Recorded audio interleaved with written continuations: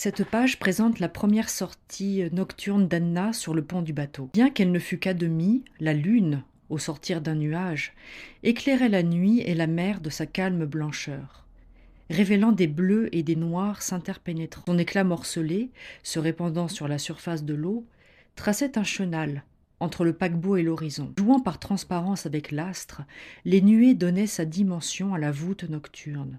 Tel un soleil noir, la lune y peignait mille formes mouvantes, de la clarté la plus aveuglante au gris noir le plus sombre, baignée par des bleus que l'on ne connaissait qu'à l'océan. Anna se rappela qu'enfant, elle croyait que la lune avançait lorsque s'échevelaient autour d'elle les nuées. Cette nuit, l'illusion persistait. Elle avait des pincements au cœur de découvrir ces couleurs entremêlées, défilant à vive allure. Dans sa course, le navire semblait suivre l'astre, tel un dauphin accompagnant un esquif, en un jeu sans malice, étranger aux humains. Puis la demi-lune se cacha à nouveau derrière d'épais nuages et la mer s'assombrit. Anna regarda autour d'elle. Seul le blanc des peintures du navire offrait une faible lueur.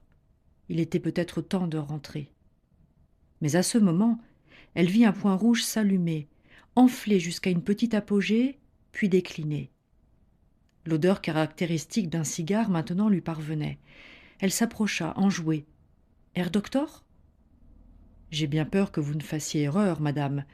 Tout fumeur n'est pas le célèbre professeur. » Et en effet, plus jeune certainement que le professeur, l'homme était aussi plus grand. Le chapeau haut de forme accentuait encore sa silhouette élancée, pour ce qu'elle en devinait dans la pénombre. De la rambarde où il était accoudé, il se redressa pour la saluer. « Je m'appelle von Gortz, Siméon von Gortz, enchanté. » Elle recula d'un pas. La voix était d'une tessiture grave, telle qu'elle en avait rarement entendu. Une voix venue de loin, d'une sonorité caverneuse, s'enroulant sur elle-même. « À qui ai-je l'honneur ?» lui demanda-t-il en retour. « Anna, » dit-elle avec une pointe d'inquiétude.